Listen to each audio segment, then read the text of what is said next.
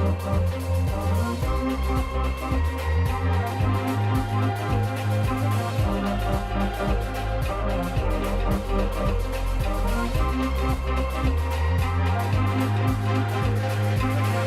had your chance and then you blew it. That is the most absurd statement of the year. Nice. Nice. Oh, baby.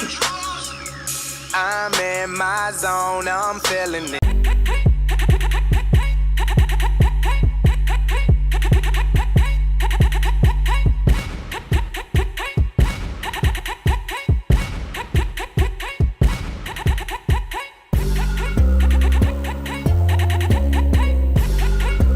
Live from West St. Paul Studios, it's time for MinneZona Sports Live with DJ Matty C and Paul the Shield Vold. And this is MinneZona Sports Live. We are back. Yes, a victory. Victory that happened on Monday night. We will talk about that. But for those of you that have been on the Facebooks and those of you who are currently on Facebook as well, yes, we are officially back on Facebook Live. Yes, claps all around. We are back streaming on Facebook, but we are also streaming on YouTube as well, so we're feeling good about that. Surprise! Start off the show. Surprise. Anywho, I am your host, DJ Matty C, a.k.a. Matt Callahan, a.k.a. Callie, a.k.a. Matty C, etc., etc., etc., and all the way in St. Cloud Granite City Studios in St. Cloud, Minnesota, Paul Voldy, Shield. What's going on there, Shield? It feels like a good day because of the fact that we are streaming again on Facebook, reminding us of the glory days, or at least the early days of MinneZona Sports Live. But now we're at a point in our lives where you have to reflect on something. If there's something I want to reflect, my name is Paul, and I'm an addict. I'm an addict of root beer barrel candies. That's right. Ever since somebody brought a few to work the last couple weeks, I have been eating them pretty much nonstop. I even brought almost 2 pounds of root beer barrels back from Nashville, including this sweet shirt, including this Nashville Predators hat, and of course a 59-3 victory for the Bison over Tennessee State University, as that ended up being a vacation to say the least, and it was one hell of a time down in Nashville along Broadway for sure. That is great to hear, Voldy. Glad that you had a good time and whatnot. And, yeah, love the shirt, love the hat.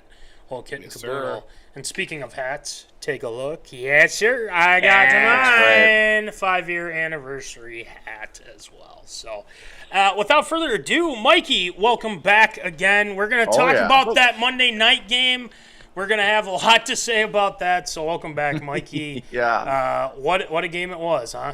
Oh, it was an incredible game, a roller coaster of emotions. The Vikings never failed to give me a heart attack every Sunday or Monday or Thursday or Friday. They might even put it on a Tuesday at some point. Who knows? Any day. The NFL, but yeah, no, absolutely a tale of 3 quarters and then the 4th quarter. So we'll get into it soon.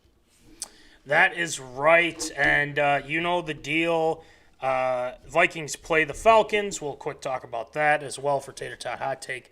And then one other thing, too, pick 'em. R.J. Wilson with the victory. He has decided to take the tumbler. Dun, dun, dun. Yes, I know. I know. He wanted the crash. Yeah, I know. Look, I've sold like 3 of these in the last week, so I'm happy. Hey, we're talking. There we go. People love the orange, man. They do. The orange is good. He's the only person I've run into that's like, I don't. He doesn't wear hats. Apparently, RJ does not wear hats. So, but we're happy to oblige with the tumblers. I don't get it. I'm not sure. But congratulations to him. We will send that out to you as well. Make sure to get those picks in. I actually got mine done early today. For one, so I did too. Get those picks in. It wasn't a great showing from myself this week, but not that anybody cares or anything like that. But we will we'll keep an eye on things and see how this week goes. So make sure you get that done. No special segment tonight since we got a lot to talk about those Minnesota Vikings. And we got a stacked ARA tonight. We have the Gophers. Not only did the Bison dominate, but the Gophers destroyed Northwestern State. They absolutely obliterated them. 66-0. So we'll talk about that. Drake Lindsay has kind of been very good for the Gophs. We'll see what happens here. He's a freshman that's done quite well so far. So talk about that in ARA. Spitgate is a thing now. We'll talk about that. That was insane in itself. A lot to be said about that whole ordeal. And then sticking with the Eagles, they make a trade. They get Tankbigsby from the Jags. They just keep adding people because they apparently don't have a salary cap or anything like that. The money's not real for them. Yeah, apparently not. Professional sports, it's monopoly money. It's funny money. Yeah. Cap is a myth, as people have said. It's a myth. Then to round things off, the NHL waiting on the Atlanta bid. We will talk about that as well. And then obviously there was a little bit of news. I want to, quick talk about this. Kirillkaprizov apparently turned down a big 8-year deal, Voldy. And Billy G's on with our guys at 10,000 Takes right now, actually, live right now. And it seems like that report isn't true or whatever, and he seems like, or Billy G's downplaying it, so I don't know. Maybe it is. I don't know. Very interesting. So we'll have to talk about that as the weeks go on as well. So that's the lineup for tonight. Zoners, let us know. People on Facebook, people on YouTube right now. Hey, let us know what you thought of the Vikings game. We're going to talk about it right now. And, I think it's time, guys, to get it going with some Tater Tot Hot Take.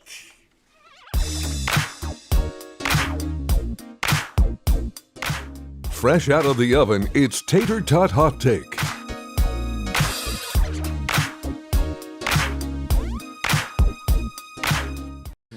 All right, it is time for Tater Tot Hot Take. You know the deal. If you looked at our socials medias, there has been a song by LL Cool J that has been played throughout the years, and obviously, don't call it a comeback. No, this one was Call It a Comeback, because the Minnesota Vikings took down those Chicago Bears 27-24, yes. JJMcCarthy in the fourth quarter was elite. I will say it already. Elite in the fourth quarter.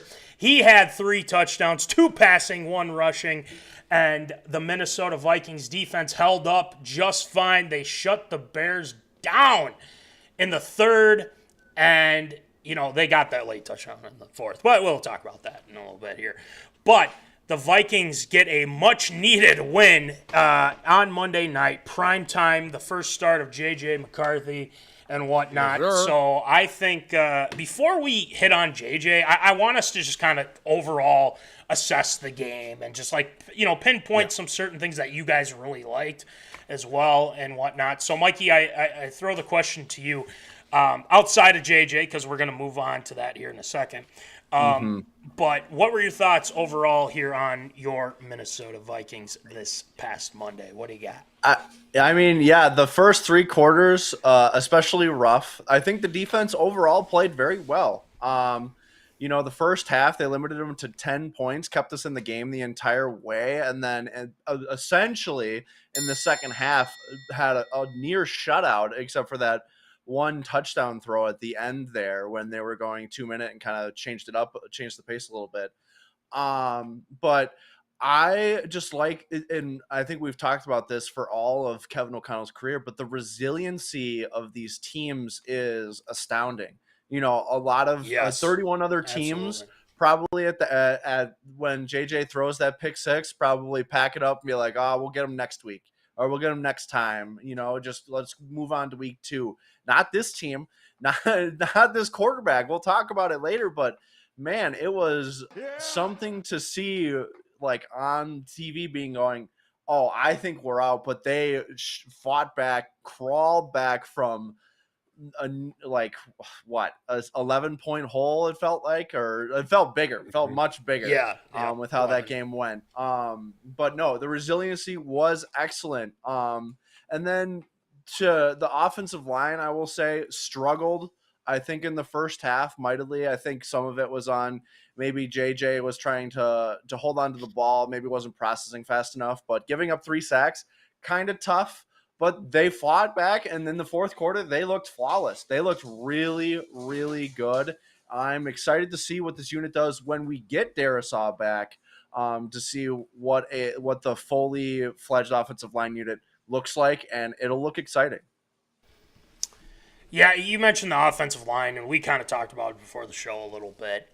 The missing Darrisaw this game, definitely, I thought, was Schooly. I mean, he picked it up. I will give him that. I mean, he did pick it up here. It took him about 3 quarters to get there. Yeah, it did. It truly did. And, he had some help from the backs, tight ends, and whatnot. But I think you hit the nail right on the head. It's one of those things where it's like, if the Vikings brought back Darrisaw, you're risking another big injury with him coming off that one. I mean, essentially it was probably his gruesome injury for sure. Yeah, well, and the field conditions were terrible at Soldier Field. There was all the posts on social medias, like everyone's patting it down the field, trying to make it work. It's like, go 15 miles down the road, go play at Northwestern, for gosh sakes. Yeah, no kidding. And, I'm glad you brought that up, too, because they had an event beforehand, apparently, and they're trying to, get it all figured out and whatnot. And I'm just, like, thinking to myself, well, if it gets bad and people are getting injured, and there was a good number of injuries. There was a couple like Van Ginkel had a concussion, unfortunately. He did not practice today, but we'll get into that here later on. But, the field conditions were terrible, and it didn't look it didn't look good field-wise for Soldier Field. So I agree with you there. So, Voldy, what are your thoughts here on the Minnesota Vikings overall outside of J.J. McCarthy? What do you got? Yeah, I think one thing that I really like to see is the running game. That really did get a nice boost, especially in the second half with Mason. Mason, being one of the backups that was in San Francisco last year, and then ultimately got a bulk of the carries when he was healthy for San Francisco. But he added a really nice push through the line of scrimmage, which ultimately did get a boost from the offensive line in the second half of the game that allowed things to open up a little bit more, where the Bears were respecting the run a little bit more, as opposed to putting all the pressure for JJ to throw the ball. But that was really nice to see because, at that time, I mean, Aaron Jones was really kind of a, for lack of a better term, he was a non-factor in minus the touchdown that obviously gave the Vikings the lead and what have you. But, early on, there were a few missteps, but, really good to see at least the running game make a bit of more of an impact that we saw compared to, a couple of times last year where when Aaron Jones was out of the game, the run game was non-existent. And that's kind of the main thing too, Voldy. I agree. I think that with the two backs, especially with Jonesy wasn't hitting. So what do you go with? You go with the guy that's going to go downhill and, get it done. I thought about this during the game, and I wish I sent this in my chats to you guys, but Jordan Mason is everything the Vikings wanted Alexander Mattison to be. Yep. 1,000%. And the difference between him and Alexander Mattison was his vision. It is so key to have good vision as a running back. And you saw that with Jordan Mason. And the thing is, that guy does not go down easily. He is going to run your ass over. And he is a guy that's going to be really good in these next few weeks, especially coming up against Atlanta on Sunday night. So I think that this addition of Jordan Mason is, and Voldy, you said this too on the show, that it's one of the most sneakiest, most best decisions the Vikings made I don't know what the hell San Fran was thinking when they're just like, we'll give them away. And it's like, but they do have Brian Robinson and Sky Moore now, apparently. So yeah, I mean, there's I that. guess. I guess. Well, and McCaffrey too. I guess They're gonna need them. Who are they throwing to? Jawan Jennings got hurt. Yeah, exactly. Brandon Ayuk still. Where the hell is he? I mean, he's been sitting around as well. They give him all this money, and he's just sitting on the, hurt, injured, and everything like that. Anyway, ridiculous. Yeah, it is. But the like you said, I mean, Mason was the key factor in this game as well for the run game, and Jonesy, whenever he can't run, the Vikings find a way to get him involved in the passing game, and when he goes out for a pass, he's awesome. So. Another thing I want to add, and I want your guys' thoughts on too, our punt return game and our kick return game was great. Ty Chandler did a great job, but the one shining star, and I put this on social media, shout out to Up and Adams, our girl Kay Adams, friend of the show. She said, like, what was an underappreciated performance this week one? And I said, Miles Price. Let me hit some stats for you here real quick. On his kick returns, he was two attempts, 49 yards, and that's an average of 24 yards per attempt, which is pretty good for kick return. But punt returns, this dude, there was two opportunities that he almost broke it, and he Marcus Sherrills, the Bears, my dog. Times. And he had 4 attempts, 68 yards. He's averaging 17 yards per return. That is fantastic. If you are the Minnesota Vikings, this is what you want. Powell just didn't really have that, I don't know, that spark. But Miles Price, I'm telling you right now, this guy is probably going to take one of these to the house at some point. So shouts out to him. Our special teams, go ahead. Our special teams played well, and they were super smart too, especially in the fourth quarter. Like, the coachability of them is excellent. Being able to look at the sidelines and know, like, look at Kevin O'Connell, be like, okay, either bring it out or don't, because we need to waste exactly 3 seconds so that they don't get another timeout with that 2-minute warning. Excellent. They played excellent. And then, of course, Riker too, the 59-yard field goal, unbelievable. Yes, and that was my next thing. You're spot on. The field goal that Riker had, this is what we wanted to see from him that was this past year. But this past year, he was injured. He had to deal with that hamstring. It was really weird. John Parker Romo, who just got signed with the Falcons. Like, oh, did he? Nice. Yeah, and he's going to probably be kicking on Sunday night. Probably. So Will Riker, it was good to see that, because I want to see, if he can handle that type of pressure. I mean, it is not easy to kick in Chicago. It is very tough. And he nailed a 59-yarder, ties the record. Hell yeah, let's go. So I just wanted to throw those in there. Ryan Wright was okay. I felt like there were a couple that he was kind of like, that was. He missed a few for sure. Yeah. He definitely did. So that might be something to keep an eye on as well. Thankfully, the Bears shot themselves in the foot enough to not make it count. So yes. And speaking of that, with the Bears, I do want to bring this up too. The amount of disappointment that these Bears fans had these past few days has been insane. It's been insane. The thing is the one person that's handled it well, and you know who it is, and that's Mitch. I mean, Mitch had a video of him, and he's just, he's just crossing his arms and he's just shaking his head. But all these other fans are like, they're terrible. Same every year. Blah, blah, blah, blah, blah. They're calling for Tyson Bagent to start next week. Calling for Tyson. And honestly, and it's like, God, it's one game. This is the first time with Ben Johnson and everything like that. I'm kind of like, I don't feel bad. Don't get me wrong, I don't. But all of a sudden the hell's breaking loose for this whole organization. Those first 15 plays they had, they looked unstoppable. So they looked good. they could be a problem if they get it together. They could. Another person I want to bring up too.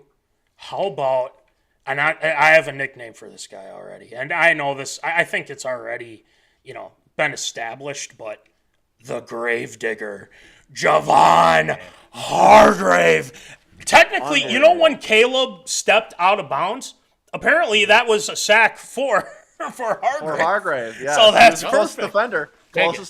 He was the closest defender. What are your thoughts? And I'll ask this. I'll start with Voldy here this time. What were your thoughts on the interior D line this game? It wasn't great, maybe the first quarter, second quarter, but they turned it on in the second half. Jonathan Allen, Javon Hargrave. What are your thoughts, Voldy? Yeah, that was one thing I was going to mention. Obviously, the first half was a little bit of a tough start. They were having some trouble containing Caleb Williams in the pocket, which ultimately led to some big runs and ultimately gets that rushing touchdown on the first drive of the game.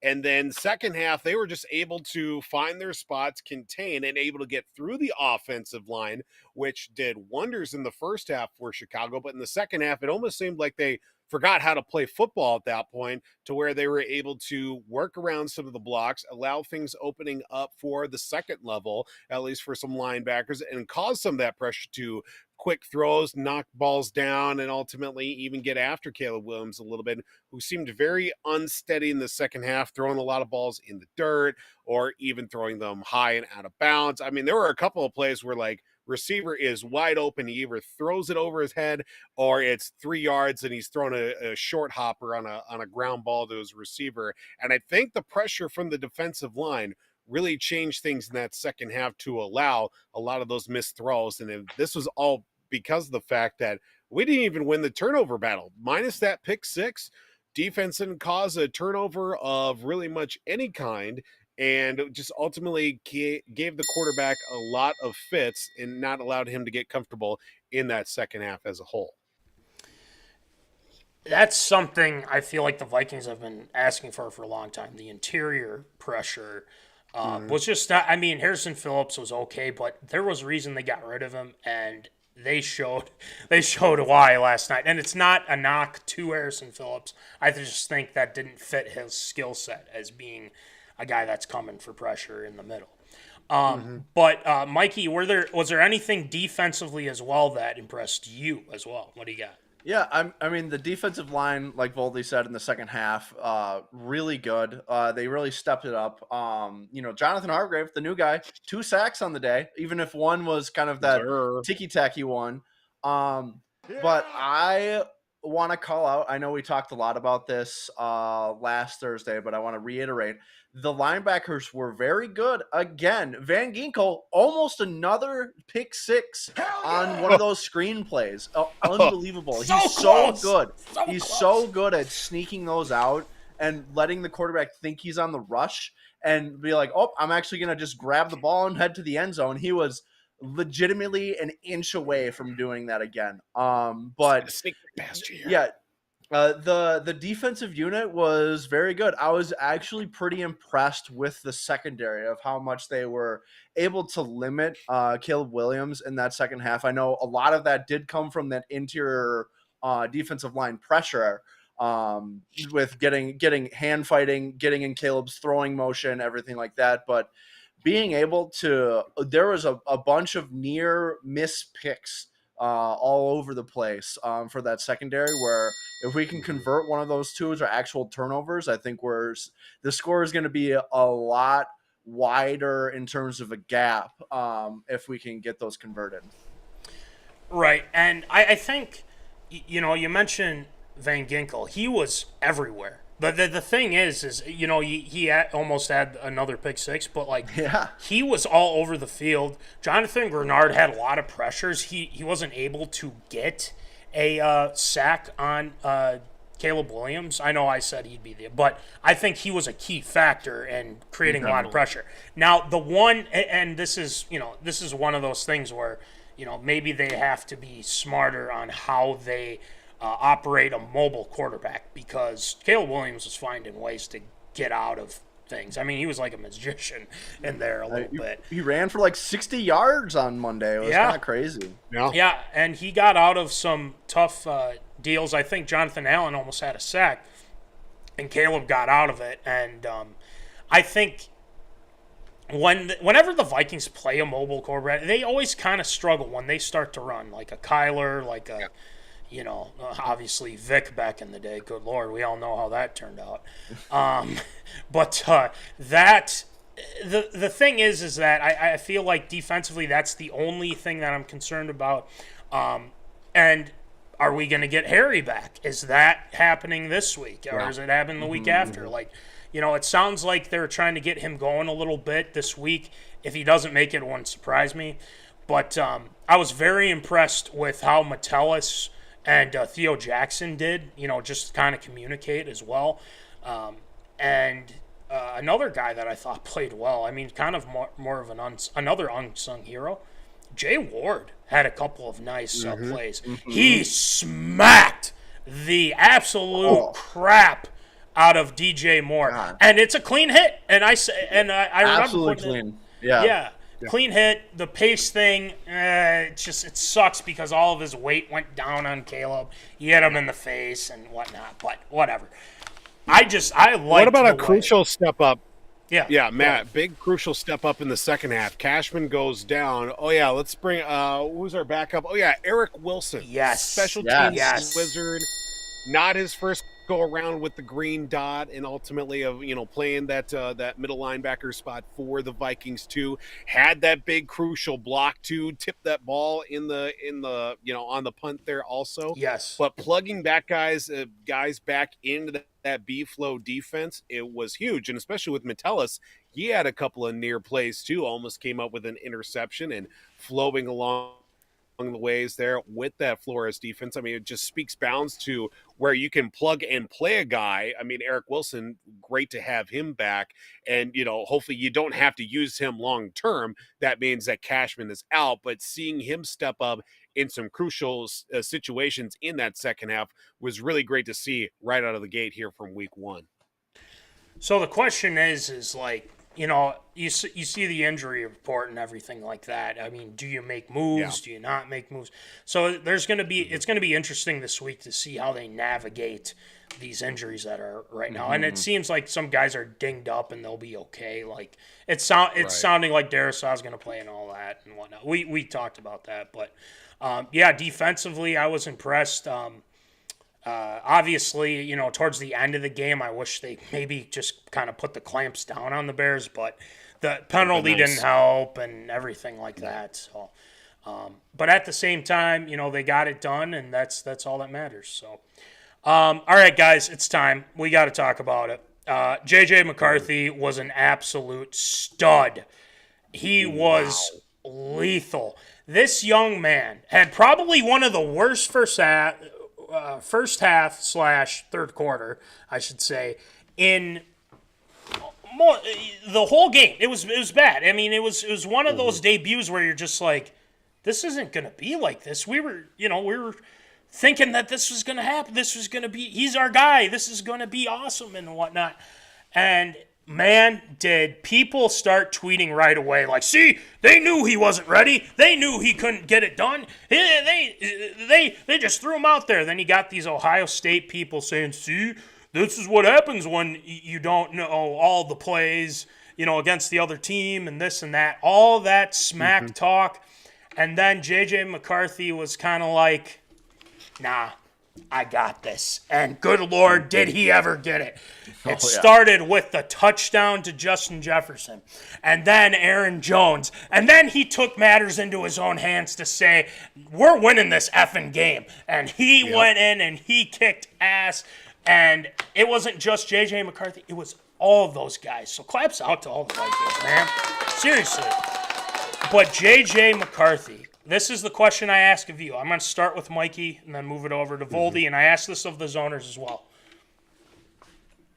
Is a star born? Is this the franchise QB? I know it's one game. I get it. It's one game. But all signs are pointing to be, yes, he's got it. He's definitely got it. Mikey, what do you got? I legitimately think it is. I think this is finally the time the Vikings hit on a quarterback. The first 3 quarters, I was ready to put my clown mask on and everything. I was ready to graciously accept my most absurd statement award week 1, but fourth quarter, I don't know what happened. The resiliency of that young man is undoubtedly like it's I can't even put it into words how incredible it is. You rarely see this. Like, you only see it once out of like a generation type of thing. To be able to, they were talking about it after the game, like Aaron Jones and both jjmccarthy, I believe today, talked about it. He goes into the huddle, he just threw a pick 6, he's down 17-6, and he's like, where else would you rather be? Like, that right there, I'm sold. I like, you could lead me through a freaking brick wall and I would do whatever it takes for him. And he balled out. The stat line isn't great. I will give him that. Only 143 yards, 2 touchdowns, 1 pick throwing. But if you just watch that one bootleg run, that one option play, it was unbelievable. He put his head through TJ Hawkinson's chest, it felt like, just to get that touchdown. It's the drive on him, it's otherworldly, and credit to him. I'm afraid I might say it could be the reincarnation of Tom Brady with mobility too. Oh baby. Oh my baby. God. I hope so. I hope so. I really hope so. I'm Michigan getting guy, chills too? just thinking about it.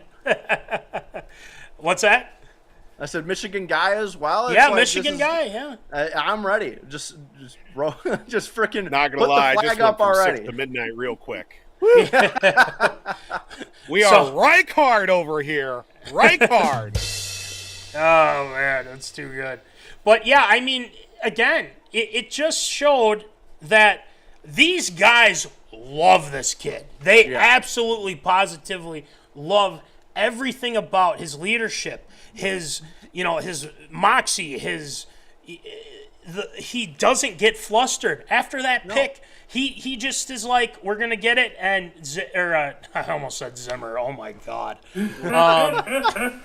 O'Connell is like, you're going to go down there and win this game.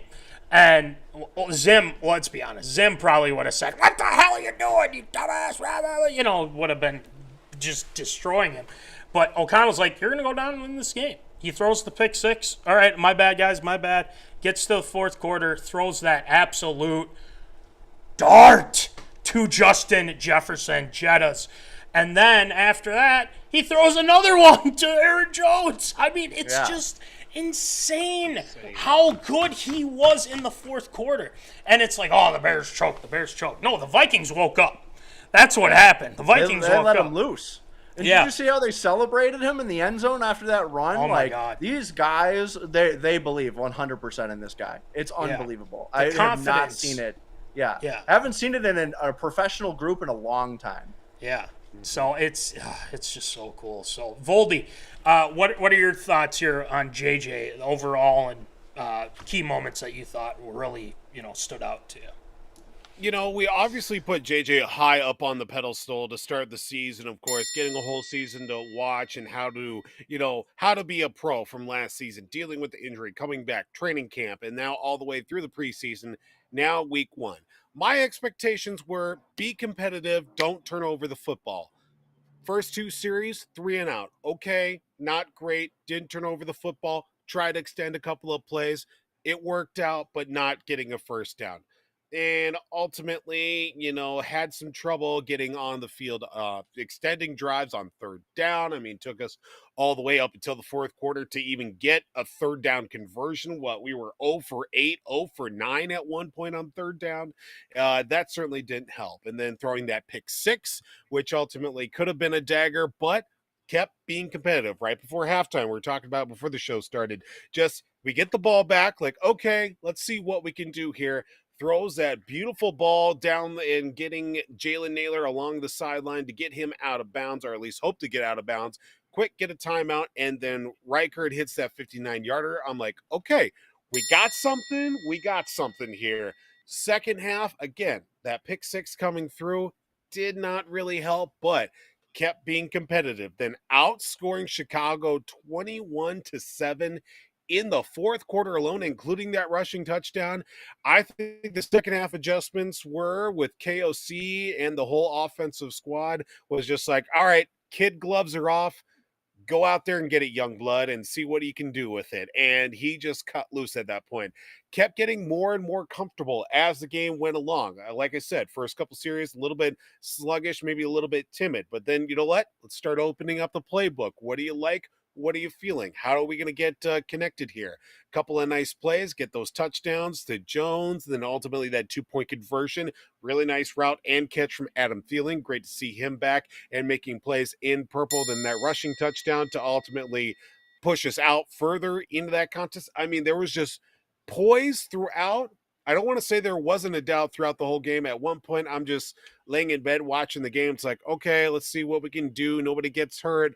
Let's be competitive. Let's at least get him a touchdown to at least say that he threw one in his first game. Well, he got the win overall. I'm happy with it. Now we can build off of this, and hopefully we can carry it over because we know next week is not going to be any easier, at least now being at home with a team that's equally as hungry for a win also. Yes, and especially a close, they lost by 3 to the Bucs, late touchdown and whatnot. Mm-hmm. The thing that I felt, and I think you guys kind of knew, was his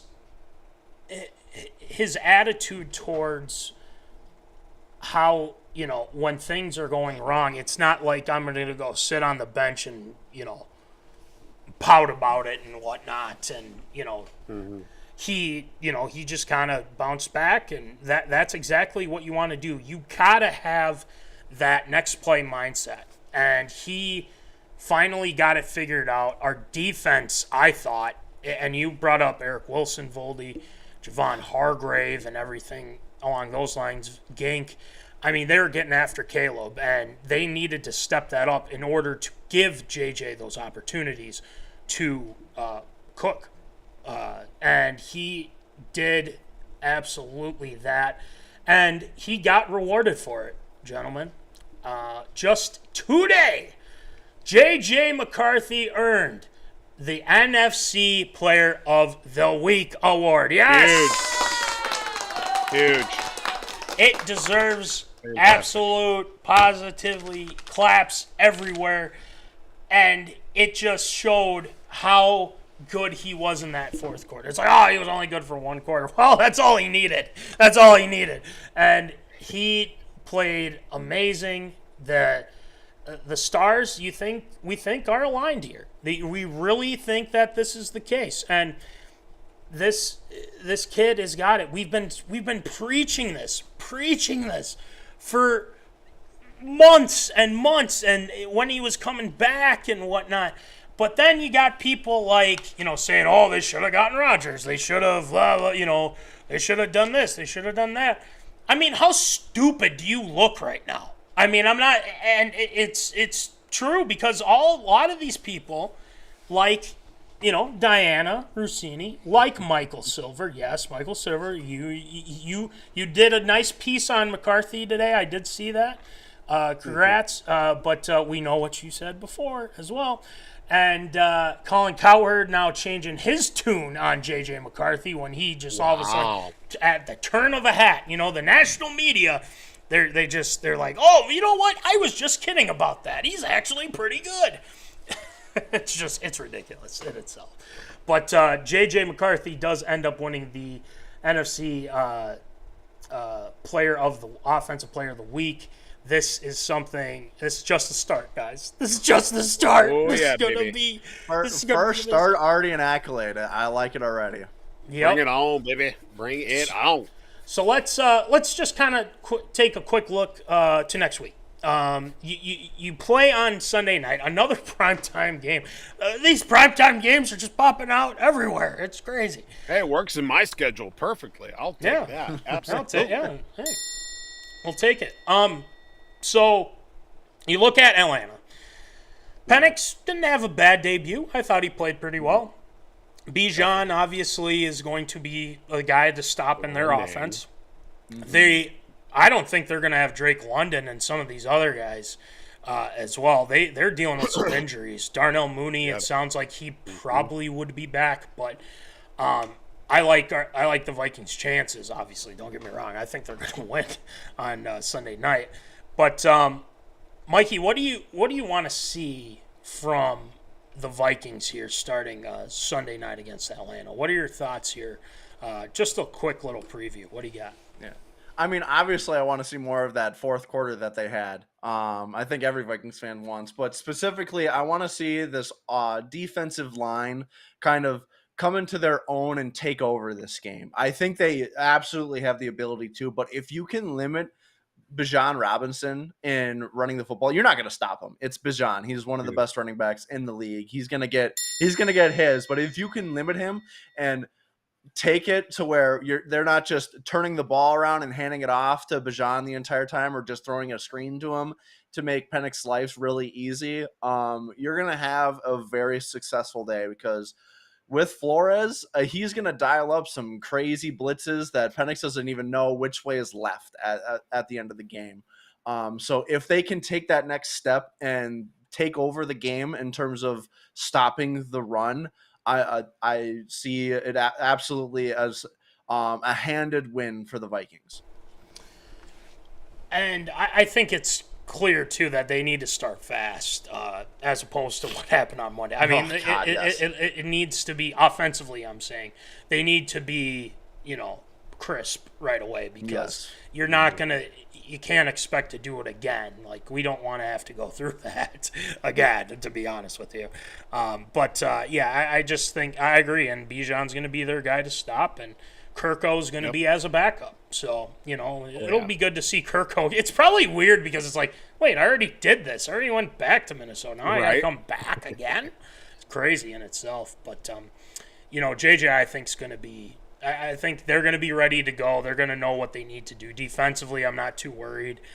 Cashman being out, I think, is going to be interesting in itself to see how that works. But like Voldy said, Eric Wilson is going to come in and do what he needs to do. He knows a thing or two. So, Voldy, what are your thoughts here coming up here Sunday night?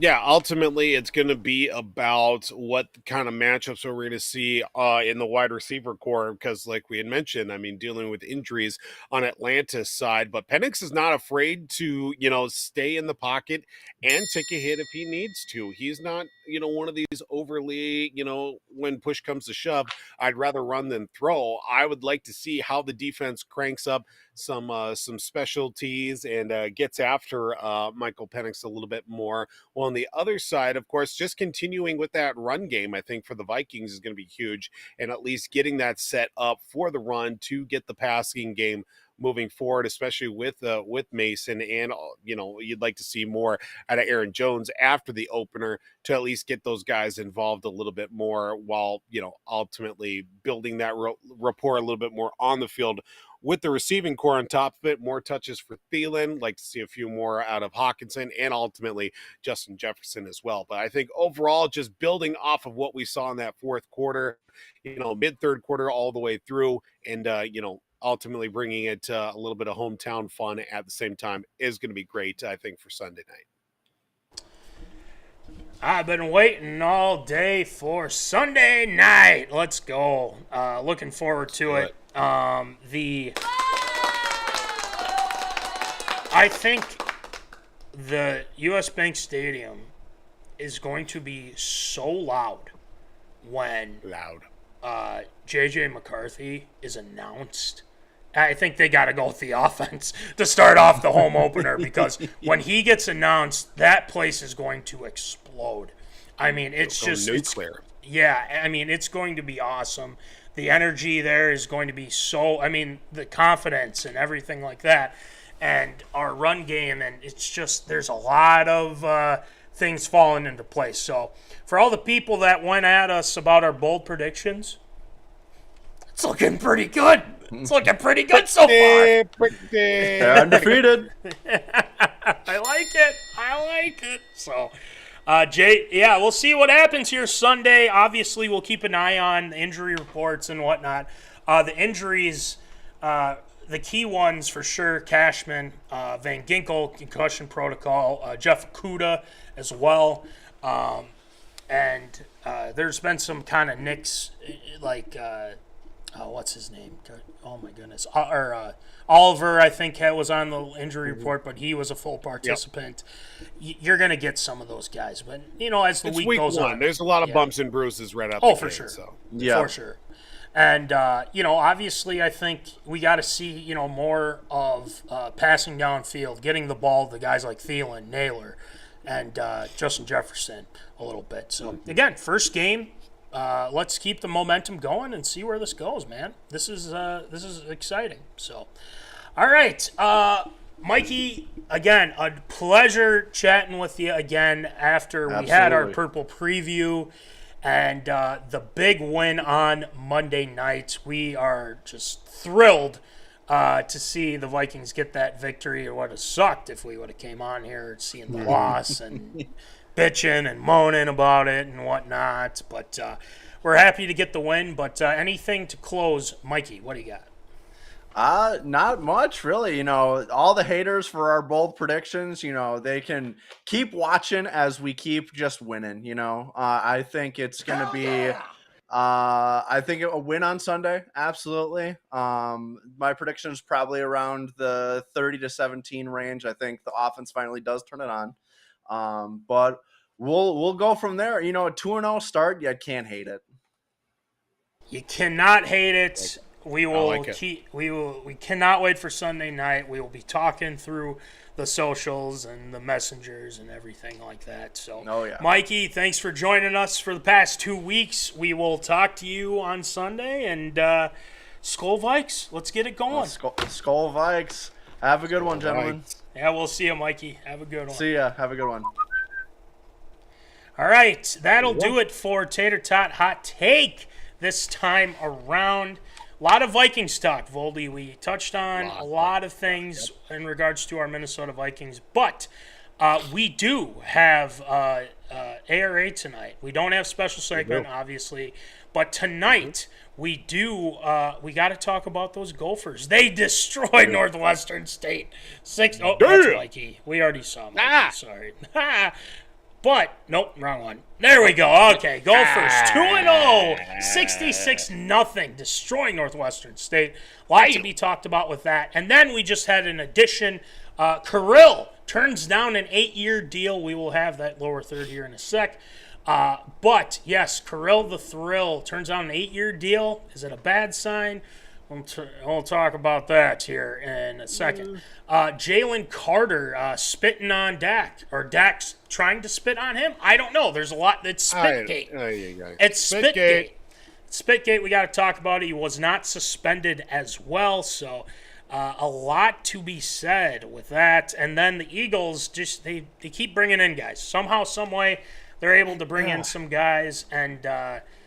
Not have any cap issues or anything like that, but who knows? We'll see what happens. And then to round things off, the NHL waiting on a firm bid in Atlanta. So we could see hockey in Atlanta here very soon. Again, possibly. We'll see. Third time's the charm.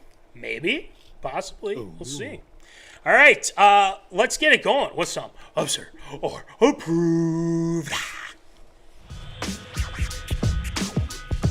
It's time for everyone's favorite segment, Absurd or Approved.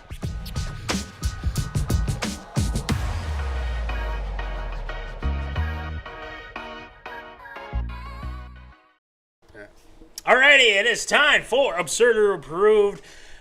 Voldy, why don't you rattle them off for us, please? Well, we start in the world, I should say, of college football. We're the Minnesota Golden Gophers now 2-0 on the season, back-to-back home wins. But this one was over from the very first play of the game. A 66-0 drubbing of the FCS Northwestern State. I couldn't point to Northwestern State on a map if you told me exactly where to push the pin. That's what I had no idea they were even an FCS school to begin with. But from the very get-go on the game's first offensive play, the Gophers got a pick six to open things up. Went up 35-0 after the first quarter, 59-0 at half, and ultimately finished with a 66-0 victory in a game that was cut short due to weather with 6 minutes left in the fourth quarter. Quarterback Drake Lindsey, 8 of 9 for 139 yards in his 5 series on the field. 9 receivers caught a ball. 10 running backs had carries, led by Grant Washington's 126 yards. Unfortunately, it looks like Darius Taylor is a little bit banged up, grabbing his leg as he fell to the ground at one point. That is not a good thing, especially for the Gophers, who rely heavily on the run game, especially in the first couple of contests. But 66-0, a victory, especially with this big quarterback that we do have, being the likes of Drake Lindsey, and a little bit more juice in the fire with, of course, now working in 10 running backs, 9 wide receivers in total. Is it absurd or approved? Is this the new coming of a Gophers team led by Drake Lindsey? Yeah, it very well could be. I mean, he played really well against, obviously, Northwestern State, and then he played really well against who did they play first? Buffalo. Buffalo, yes. He played really well against Buffalo. And I know, these are teams that they should beat and whatnot. But at the same time, I mean, he's playing well. And that's what you want to see.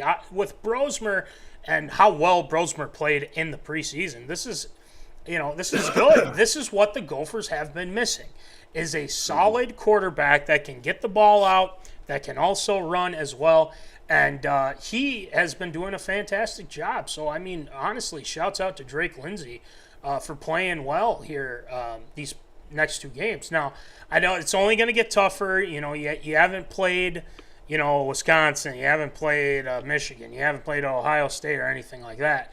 But building that confidence, and this is why they have these, this is why they have these games, the cupcake ones, is to build some rapport, right. And he's got that. And these wide receivers seem to rally around him. I think PJ's done a great job at establishing, what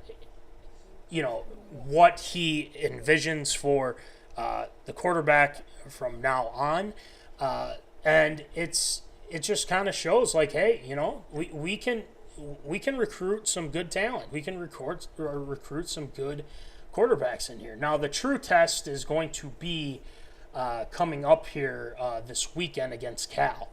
And it's at Cal. The Gophers have had success there for sure, but the question is, can you beat a team that is going to have the home field advantage? They're going to be a solid opponent. So I think this will be the true test. Rutgers, I'd like them to beat Rutgers after that too, because they lost to them last year. They shouldn't have. Yes. And then Ohio State, no one expects them to win that game, I will say. Yep. But if they do, hell yeah. But I mean, to answer your question, Voldy, I think he is. I think he really is. He's passing the ball. He's accurate. He makes smart decisions. He knows when to hold on to the ball. So, yeah, it's got my stamp of approval. So, more of Drake Lindsey, please. So, Voldy, what do you got? I mean, I really like the combination, the size, and also the ability of Drake Lindsey. You get this big 6'5" quarterback, because we've seen in the past a lot of Gopher quarterbacks, 6'2", 6'3", a little bit of finesse, maybe not so much power behind them. I mean, I'm thinking maybe a little bit further back to maybe the Mitch Leidner days of maybe a guy that's kind of comparable in size, maybe to not same playing ability of Drake Lindsey. I mean, I would definitely like to see a little bit more. I am definitely very happy with how the season has started for the Gophers, but let's see how it plays out into the times, when we get into Conference 2, when we play Wisconsin, when we play Iowa also, which are, sadly looking like winnable games in a few different areas. But beyond that, now you go on the road, you go West Coast, you go to Berkeley and take on the Cal Bears. It'll certainly be quite a test for the Gophers, but I really like just how much the Gophers are working in depth at this point, given the fact that we do have a few players that maybe haven't gotten a whole lot of reps overall on the offensive side, but we know that the defense has always been kind of an overall team mentality of one guy making plays for the other, and one guy goes down and another guy slips in also. But I definitely like seeing what we've gotten so far out of Drake Lindsay. Let's just hope that it continues on forward and does well enough that he'll want to come back and not hit the portal, knock on wood, as I say that right here, right now. It's true. Yeah, I mean, you got to factor that in, NIL, the whole thing. So hopefully he's good enough for us for a little bit. So, yeah, Gophers at Cal. We'll see how that goes. Go Gophs. Skayuma. All right, next one, Volde. Well, we head to the world of the NHL in a report that was stated earlier today that Kirillkaprizov's camp turned down an extension offer of 8 years, believed to be $128 million in a meeting Tuesday that would have made him the highest paid player in NHL history, about $16 an average annual value. And that was put out by a respected insider, that being Frank Siravalli, who said that this did take place. Now, of course, the main topic of the offseason for the Wild's like, okay, we're entering the final year of Kirill's original deal. Are we going to get an extension? How much is this going to hurt us? Are we looking at Zach Parise, Ryan Suter type contracts that are going to bite us in the butt coming up here in the back end of their tenures and set us back further? Of course, we've re-signed Marco Rossi. We've made some right moves to serving up a couple of young guys that are going to be coming up here for the Wild in the coming years. Also is Z Boyum also. But is it absurd or prove, even with these alleged reports? I mean, we talked about to start off the show also that apparently that Bill Guerin, GM for the Wild, saying that these reports aren't true, that they are false. Or at least some initial conversations that have taken place there, not 100% true. But is it absurd or prove that this report being a bad sign that Kirill will not be re-signing with the Wild after the upcoming season? Well, I was confident for a little bit, and with this report coming out and how long it's dragged out, because apparently they've said they've been keeping up with the deals, and Guerin was feeling confident. But when this report comes out, it definitely concerned me, and I think it is concerning. Now, Billy G, going on with the 10,000 takes guys, respect out to them, saying that he doesn't know where that came out, that isn't true, and, things are good between him and his agent. And the Wild, they're trying to work something out and whatnot. I mean, how much of that do you believe? I'll let you be the person to decide that for yourself. I mean, that's your opinion. But I think there is some truth to what he's saying, but there's always something that he's not going to reveal. And that's just how it is. I mean, you have to be like that. But I also am cognizant of how he can, if it was true, how he can get as much compensation as he can get. If Kirill doesn't want to be here, then we're talking about a different situation where you got to make a deal and you got to get really good assets out of it, because this fan base has waited long enough. I feel like it has been way too long since the Wild have really done any damage, for that matter, in the playoffs. And if Kirill's going to stay, you make sure that you have a plan in place for this team to be cup contenders. Because right now they're not. I mean, they really aren't. We've given them that pass of, okay, yeah, it's cap hell. And I think Bill Guerin's trying to avoid that again because, it sucked. It really did.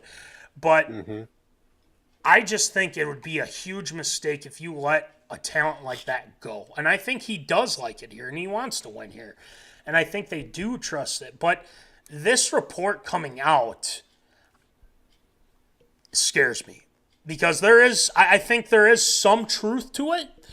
To what extent, I'm not sure. I'm still confident that he will be, he still will be a member of the Minnesota Wild, but Right. it's slowly starting to diminish of how confident I am he's coming back, because Yep.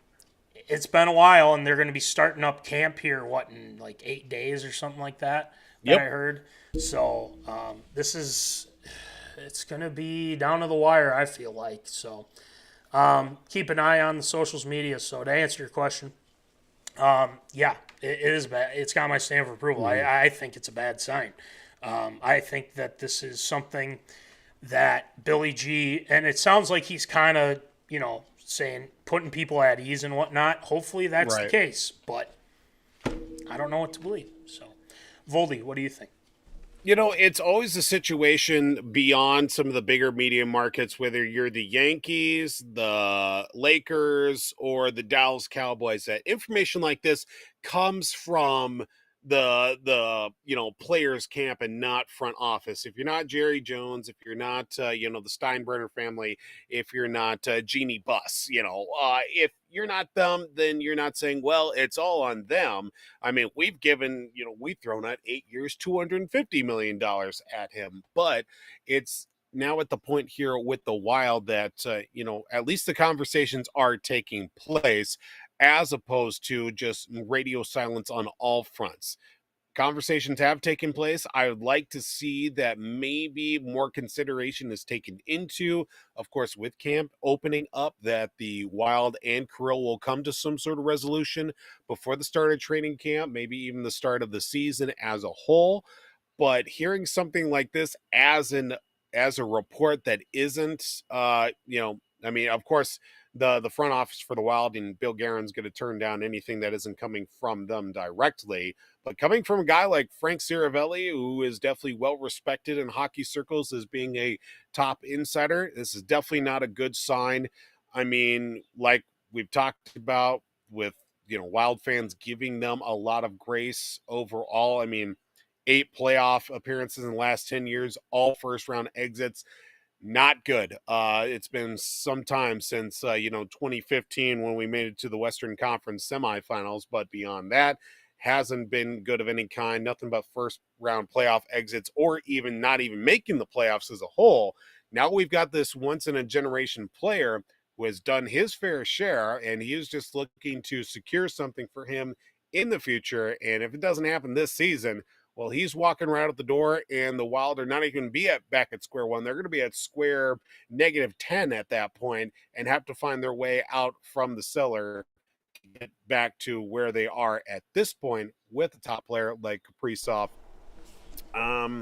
Is it a bad sign? Absolutely, it's a bad sign, but I'm reserving judgment until I hear something a little bit more official, and of course the start of camp coming up, and hear straight from Kirill's mouth or even Bill Guerin's mouth as a whole. Lucas, who's tuning in on Facebook, thanks for checking us out on Facebook. We're back as well. Lucas says this, his agent is blah, and from what I heard too, that his agent's kind of a piece of crap. Gaborik killed the team for years with his huge contract as well, is what Lucas is saying. That's true. So, there's a lot to consider. I mean, there's really a lot to consider here, because now we're getting in that realm of, okay, if he doesn't want to be here, what's our plan? Who do we got to trade with in order to get, because this fan base is not going to be happy if he gets traded and we only get Joe bag of donuts and a bag of chips. I mean, it's just not good if we have that. So, yeah, keep that in mind. So keep an eye on it. We'll keep you posted. All right. Next one, Voldy.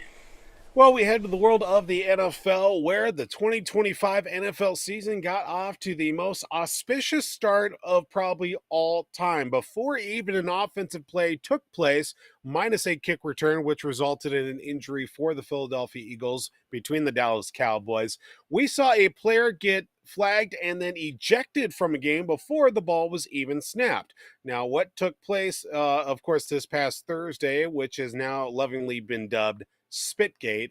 Now, quarterback for the Dallas Cowboys, that being Dak Prescott, was seen in an angle of a video released by NBC, who had coverage of the game, spitting towards the ground in the area that was in adjacent to defensive lineman for the Philadelphia Eagles, Jalencarter. Well, Jalencarter, I don't know what was said on the field, took exception and actually spit on Dak Prescott in the process. Flag was thrown, he was ejected, forfeited a game one check worth $57,222, and that being the result of the spit that flew from the mouth of Jalencarter, and thus the Eagles still finding a way to win without their star player in Jalencarter. Now, with all that taking place, with the ejection 20 seconds in, not even that, probably 7 seconds into the start of the game, no suspension apparently as a result for Jalencarter, who blatantly spit at Dak Prescott and on Dak Prescott, and Philadelphia finds a way to win even on the field as opposed to off the field in that regard. Now, with all that being said, thrown into with the spit that did take place and Spitgate as a whole, is it absurd or approved? Does the game ejection of Jalencarter, is that a strong enough punishment for Spitgate in total? Well, I'm going to need some help from a soundbite here real quick. Dummy. Yeah. Dummy! Yeah! It was, first of all, it was a stupid thing to do. I know that he thought originally that, Dak was trying to spit on him. And from that perspective, I could see that, but from what I heard, he was talking trash to Tyler Booker, a rookie that they drafted in the first round. And he was, talking smack, probably saying stuff he shouldn't say, trying to get under their skin and whatnot. And so Dak decided to step in, defend his guys. And I know he said, like, oh, I spit a lot. That's just what I do, and this and that. But to spit, I know he was kind of spitting down and whatnot, but he was just kind of like, come on, stop, messing around with my guys. Jalencarter took that as, oh, you're trying to spit on me, and then he just did a hawk Tua and, took matters into his own hands, and then he gets absolutely kicked out. Now, first of all, it was a dumb thing to do, and especially you're not only costing yourself, but you're costing your team. You're one of the best defensive players on that team. And you decide to do something as stupid as that, especially before a snap. It's you have the kickoff, and then all of a sudden you're just like, oh, I'm gonna just spit on Dak here. It's just like, oh my God. Now, do I want to say some of that is Dak's fault? Well, I know that Dak, probably misinterpreted. Didn't think before he did this, because he probably should have thought, maybe he thinks I'm going to spit on him and whatnot. And maybe that's what he was. Maybe he was trying to do that. I doubt it, but I don't know. It's hard to say at this point. But it doesn't matter what it was. It wasn't okay. That's disgusting. First of all, that's disgusting. And he paid for it. And I'm glad that the referees were like, yeah, you're done. This is over. But to answer your question, do I think that do you think that the punishment was strong enough? I think fining him was good, but I also know that he didn't play any of the games. So that counts as a suspension, really. Literally, yeah. For not, he didn't play in the game because he was being an idiot and he decided to spit on Dak. Right. And especially that it's not good for the NFL because they're trying to get younger audiences interested and things like that. Right. So, I think it's got my stamp of approval. I think I think this is a first offense and whatnot, but it's not good to do. It's not a good image to portray. Right. So, even my Philadelphia aunt and uncle said the same thing. That's just that was stupid and that was very disrespectful and whatnot. So, of course. stamp of approval. Voldy, what do you got? I just found it. I was watching the game, and even Mike Tirico, Chris Collinsworth were completely caught off guard. Like, wait, we have a flag already? What happened? After literally an Eagles player is getting carted off the field after his leg pretty much exploded from the opening kickoff, and then finding out that he actually spit on somebody, was ejected and fined, or at least, forfeit his check, which would count as a fine. But there are a few things that work towards his credit as well. The precedent set in the past with players spitting on their opponents is a 1-game suspension at minimum. With him, basically getting ejected 15 seconds into the game, might as well have been a whole game suspension, but he did waive his right to appealing the punishment as a whole. And then also the Eagles and his agent, believe it or not, is Drew Rosenhaus, worked on an agreement that the team would not use the suspension to void any guarantees in Carter's contract or seeking signing bonus or seeking of signing a bonus forfeiture. So he's not going to lose any more money, and he's not going to, he won the favor of the Players Association and the league by saying, like, look, if I do get suspended, I'm not going to appeal it. I'm just going to sit it out. But it just so happens that week 2 happens to be a Super Bowl rematch. So ultimately you want to have all your top guys out there and get in there. Like, the spitting was just dumb to begin with. I mean, we remember probably Bill Romanowski when he spit on that guy. I think he was on Denver and he spit on a guy from San Francisco. That was pretty out of pocket as a whole, even though people say he was a bit of a scumbag as a whole. Somewhat of a decent actor, but definitely a scumbag out on the field. But was the game ejection strong enough? Well, yes, he got ejected from the game. He spit on a guy 15 seconds into the game. I would certainly hope that would be a strong enough punishment. He got fined, even though I don't like Philly as a whole. Yeah, it's got my stamp of approval. The ejection was well enough, and ultimately forfeiting that game 1 check.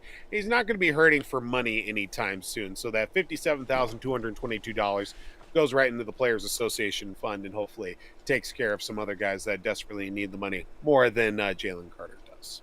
You done messed up, A.A. Ron. You done messed up, Jay Allen. Let's go with that, Mr. Carr. So yeah, that was pretty dumb. But again, you gotta get back in the good graces of your teammates, your coaches, and everything like that. And I think you'll have a good game coming up here. So especially against those Chiefs. So it'll be a good matchup. All right, next one, Voldy. Well, sticking with the NFL and, of course, the Philadelphia Eagles, somehow the Eagles have found another way to bolster their roster even after Week 1 comes to a close. The Eagles have acquired running back Tankbigsby from the Jacksonville Jaguars in exchange for a 2026 5th and 6th round picks. So Jacksonville gets picks. The Eagles get Tankbigsby, much to the chagrin of creative consultant Mrs. Sarah Ann Tuzvold, one of her favorite football players. Now he is in gangrene, at least with the Philadelphia Eagles. Now, it's not like the Eagles need a running back. They have this guy by the name of Saquon Barkley. He's pretty decent. But now this makes the 5th trade the Eagles have made since mid-August. So basically since middle of training camp and in the preseason, the Eagles have picked up now Tankbigsby, John Minchie III, Sam Howell, and Fred Johnson to the defending Super Bowl champions. Of course, Minchie and I believe Fred Johnson, a former lineman with this group, and of course adding another piece to the receiving core, and then just a quarterback that they don't really need, but they have anyway. Now they get another running back, given with the couple of changes in shakeups that they have. But it's not like they need a running back. They do have Saquon Barkley, A.J. Dillon, who is back in the league as a whole, and Will Shipley. Now with the emergence of Travis Etienne on Jacksonville, there was a surplus at the point for Jacksonville to move on from Tankbigsby too. Now with the trade that has taken place, the Eagles get Tank, the Jags get picks. Is it absurd or approved? Will this acquisition of Tankbigsby to the Eagles mean something by the end of the season for them? Well, I think it helps with depth. The big thing is that they have Will Shipley, who they drafted as well. It seems like they just kind of want some insurance if something were to go wrong with Saquon, and not saying that he's going to get hurt. He looked pretty good week 1. Not going to lie, he looked really good. So I think this is just kind of insurance just to make sure that they have options at running back. They don't have Kenneth Gainwell anymore. Like you said, they added A.J. Dillon, which is kind of surprising in a way because it's like. Just don't let him near the mascot because he'll probably separate his shoulder in an Oklahoma drill. Remember that when A.J. Dillon did that? Yeah, I do. Remember when he did that? And his thighs are just like tree trunks. The guy's just ripped out of his mind. So he's another. I mean, it's just this depth. I mean, they might as well just get everybody and just be like, well, if something goes wrong, we got a backup plan. But again, these are acquisitions that they're making in order to repeat, and I think it's a smart way to do it. But at the same time, these teams are going to be really game planning for it. And I mean, to everyone's shock, the Cowboys played really well against them. He did. I mean, they defensively, I thought the Eagles weren't up to par to what they were. And the line held up well. I know, Jalencarter not playing didn't help things, but at the same time, I mean, the corners didn't look great. Quinyon Mitchell is probably the only one that I really thought played really well.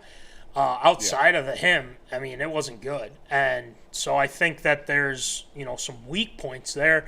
Offensively, Saquon's going to be doing fine. Jalen Hurts is very good at finding Devontae Smith. He couldn't find A.J. Brown, though, which was weird in itself. I'm surprised there wasn't I'm surprised he wasn't throwing a fit yet during that game. I was expecting it at that time, but yeah, I think winning cures all. Yeah, winning. Yeah, it's very true. Very true. Especially when you got the ring too. Yeah, that too. Will it mean something by the end of the season? I'm gonna give it my stamp of approval. I know that. This isn't a move that you're just like, oh man, this solidifies they're gonna get it done and everything like that. It's just more of okay, we have options here. We like the way he runs, and honestly, I think behind a very much better offensive line, I think Tank Bigsby can make a couple plays here and there. I think he's a good running back. I think he'll be good, but having that depth in case Saquon gets God forbid gets hurt. And whatnot is smart to have in your back pocket. So, stamp of approval. Foldy, what do you got?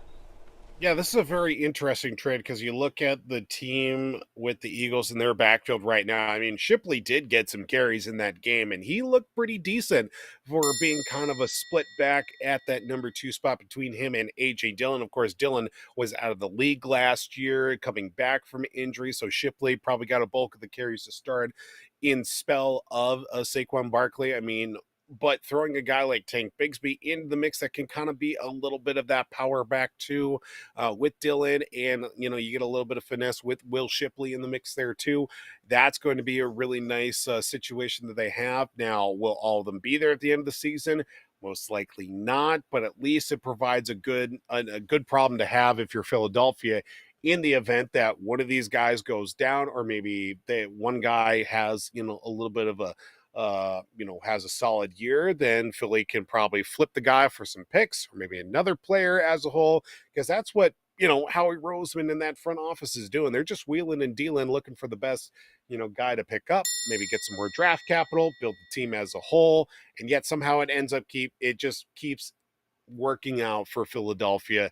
And of course, their whole situation with them being the defending champs. I feel like it is going to make a difference by the end of the season, especially with, if Saquon has a really good year and they start resting starters in the last couple of weeks, having a guy like, Tank Bigsby, who has been in the league a few years, to go along with an A.J. Dillon and a younger guy and second-year player in Will Shipley, at least have a solid enough options in the running back room that they're not going to be completely without the running game in the event that, Saquon gets hurt, or in the event that they rest starters the last couple of weeks and kind of slowly phase out Saquon in lieu of the playoffs. There's a good situation as a whole. It's got my stamp of approval too. It's just crazy how they've been able to just land all these guys with no problems. I mean, they're just bang, bang, bang, bang. So it's impressive. I give them that. Their fans, not so much, but, it is what it is. So, all right, last one, Voldy. Well, could the third time be the charm in the ATL as we drop it and then cross it? That's right. Atlanta looking to become the NHL's 33rd franchise for the third time in the history of the city. But the NHL is still looking for a, quote, fully baked plan for an ownership group in Atlanta before having its board of governors take consideration bringing an expansion team to the city, as quoted by Deputy Commissioner Bill Daley, telling sources and media on Tuesday. Now, of course, Atlanta has been in the mix with a few other cities, of course, most recently with Salt Lake City and Utah. They ended up getting a franchise. Houston is also a team or a city that looks to bring a team back as well to their beloved city. But there has been one of the big bids that belonged to the Krause Sports and Entertainment Group, along with Forsyth County, that is looking at a $3 billion development that would take place in an NHL-sized arena in Alpharetta, Georgia, that is a competing bid on top of it. So there are a couple of plans for some bids, but a fully baked plan the NHL is still looking for when it comes to bringing a team back to Atlanta. Previous iterations, of course, being the Atlanta Flames, who moved to Calgary after 8 seasons in 1980 to Calgary, and of course, the Atlanta Thrashers, who left for Winnipeg after 11 seasons, starting in the year 2000, moved in 2011, and both teams have looked up ever since, one of which also won a Stanley Cup, that being the Calgary Flames in their time. Now, of course, Atlanta trying to get back into the growth, of course, of hockey in the South. We've seen the success in recent years with warmer climate teams and franchises winning, Tampa Bay and, of course, the Florida Panthers. But is it absurd or proof? Will Atlanta be able to form a full plan within the next 2 seasons to bring a team back to Atlanta, Georgia? Well, it sounds like they're really vying for it. I think it's interesting because, like you said, there's been, Florida, obviously, they've been winning a lot as well. And you got the teams like the Hurricanes and, on that side as well. I mean, this is a situation to where they're going to get it done now. Like you said, I just think it's funny they call it a fully baked plan. So it sounds like it sounds like it's going to happen. It's just a matter of when and everything like that.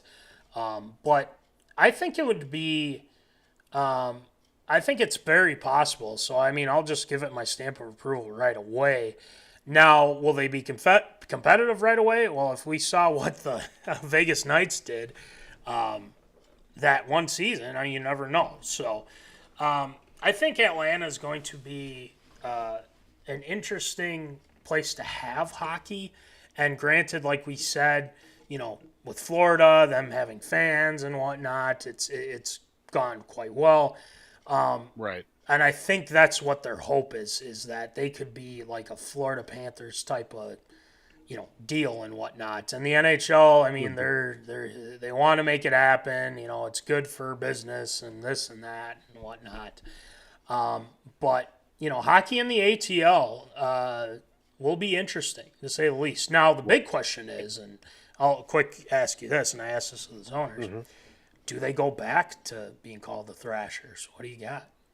Hell yes. I like the last couple years of the Thrashers was probably the best uniforms that they had. They had the maroon, they had like the fire yellow and orange, and they had the baby blue in the mix. I mean, I could pull up the photos right now on my phone of the Atlanta Thrashers jerseys in their last couple of years before they moved to Winnipeg. Those jerseys were awesome. Even the original jerseys were fantastic. I'd love to see them go back to the Thrashers for sure. So yeah, it's got my stamp of approval. I hope that they go with the Thrashers again, just because I think it would be cool. Coming up with team names and stuff hasn't been a strong suit of the NHL, but right. We'll see what happens. So Voldy, what do you got? Yeah, I mean, being able to come up a third time around for Atlanta is already going against them, given the fact that the last 2 times didn't last beyond a decade. Of course, with the Thrashers, they left after 11 seasons, but Atlanta, the Flames back in the 80s, it was only 8 seasons. Things have changed a lot more, of course, in the world of hockey since 2011 when the Thrashers left town. I mean, the Atlanta Braves have won a World Series. The city is growing there. The Atlanta Hawks have been much more competitive and at least drawing in a lot more. And of course, just the growing of the city of Atlanta and even the surrounding areas too has certainly helped in a growth of, people moving from the Midwest and of course the Northeast, and hockey driven cultures have now migrated their way towards the South. We've seen the success of, like you said, in Carolina, the Panthers, the Lightning, excuse me, there you go, with Tampa Bay, and how they've transcended the game and now being a warmer climate sport, even with the production that they've gotten the last handful of years. It's great to see that. Now I think that works in the favor of Atlanta. Now we just need to see how the money is going to come into play and how that will go to their favor also. I feel like if they come together with a plan and present it towards, of course, the NHL, that they would take it into consideration. But, at the end of the day, more teams means more money for the owners and the board of governors as a whole. So they'd be dumb to not make this move and bringing it in. But how long is it going to be? Like you talked about with expansion, Vegas was ready to roll in their first season. That was a bit of a misnomer given the fact that a lot of those guys got their second chance. With Seattle, it was a different story. They made the playoffs, I believe, if it wasn't last year, the year before that, after a couple of rough starts, their tenure in the NHL. But with the growth of hockey and getting more guys to the NHL level, I feel like this could definitely be something. Now it's just on the ownership groups to make this happen. So within 2 seasons, I could definitely see it happen. It's got my stamp of approval. Well, there you go. Stamp approvals all around for the city of Atlanta. Thrashers, possibly. We'll see. So, there you go. All right, great job with ARA this time around, Voldy, as always. And it's time for Shield Shoutouts. We got a lot of Shield Shoutouts to get to tonight. I see you added to the patch collection. More on that here in a second. So let's get it going with some Shield Shoutouts. Shield Shoutouts.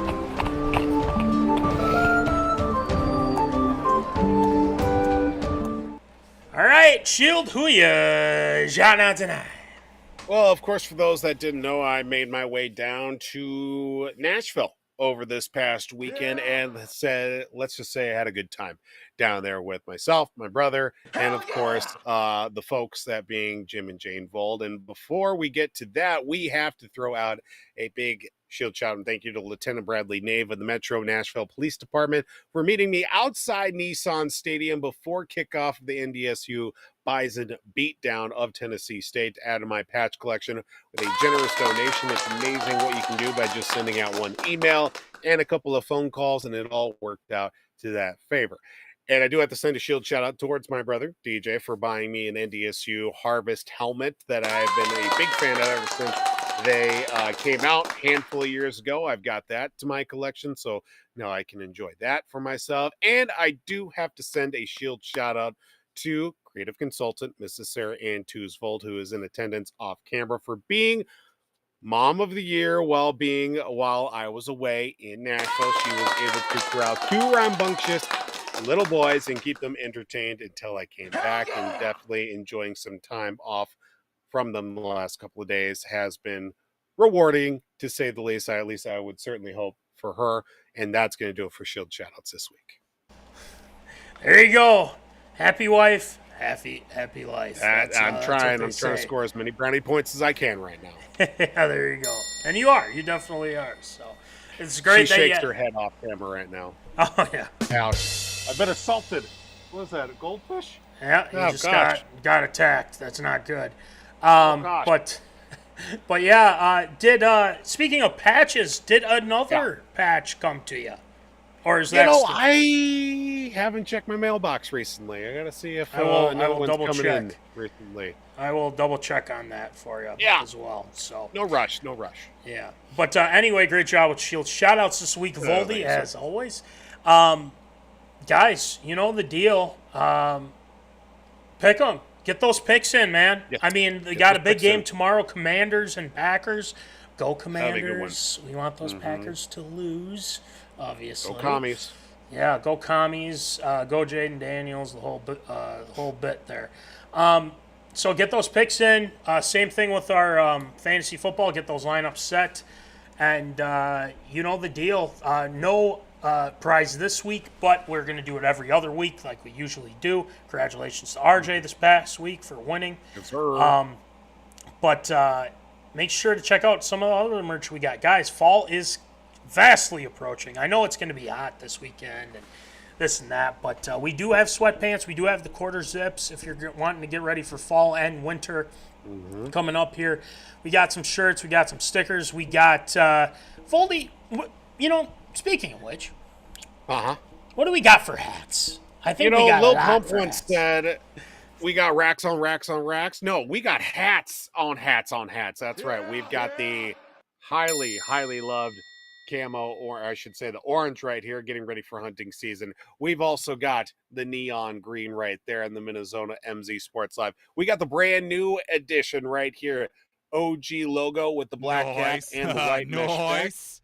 5th anniversary hats. These guys have also been flying off the shelves. So I've only got about, looks like 3 of these guys left, 2 of these guys left right there for you. And of course, our final MinneZona Adidas collab right there for you. This is the last one right here for you. But if you want to keep things original and simple, we got the Digi Camo with the MZ Sports Live. We've got the American flag MinneZona Sports Live.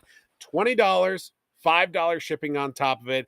Easy to do. Just reach out to me, reach out to Matt via Venmo. We'll get them sent out to you. Easy peasy, lemon squeezy. Hats on hats on hats. On hats, on hats, on hats. Oh, almost forgot. We got these guys too. Got the winter hats. There you go. There you go. Not this weekend, but eventually it'll get cold enough to wear these guys. So there you go. Yeah. I'm just here so I won't get fined. That's right. That's right, Marshawn. I get it. But yes, make sure you check out those hats, and as well, thank you to National Fleet Graphic, Crown Rental, Tyler Knutson. Shout out to W2 Performance, our guy, Will Rattel, at www.w2performance.com. All the new content on YouTube, socials medias, the whole kit and caboodle. Make sure you check out our guys at the Brotherly Ballers podcast, Tyler Hermann and Jack Vickers, who are doing some awesome things there. And shout out to our guy, Troy Stoudemire Jr., TLS Performance. He's got some new stuff happening there. And make sure you check out the Popcorn Bucket List. Before I get into that, this past weekend, we recorded an episode of, I forget the name of it. It's Games by, from your childhood. I think that's what it's called. We did Wii Sports. Before that comes out, it was a highly contested battle, I will say. Oh, love that. So when that comes out, we'll let you know. It was good, though. It was a lot of fun. Kerf Doctor did a great job. I went in there and did my best. Mitch, he did okay. I don't know. Maybe terrible. Nick did great, I thought. But that's just how it goes. But make sure you check out those guys at Omni Entertainment. Nick Dahlhoff and Rhino Myhrberg, who I did see as well. I just love seeing Rhino. Catching up with him and Nick, and obviously, well, maybe a little bit of Mitch, but it is what it is. No, it's all good. I love talking with Mitch as well. But make sure you check those guys out on YouTube. All the latest movies, all that fun stuff as well. And like Voldy said, hats on hats on hats. You know the deal. So many hats. We have them for you. So that's going to do it for episode 252. It feels good after a Vikings victory and JJMccarthy just having one hell of a game after a terrible first 3 quarters. He was fantastic to end the game. Let's go Skol Vikes on Sunday night against Penix and the Falcons. We're looking forward to it. So with that being said, as always, remember, folks, keep it up. Holla. Thank you for watching MinneZona Sports Live. Join us Wednesdays at 7 p.m. for live show broadcast. And as Voldy likes to say, follow us on all the socials medias.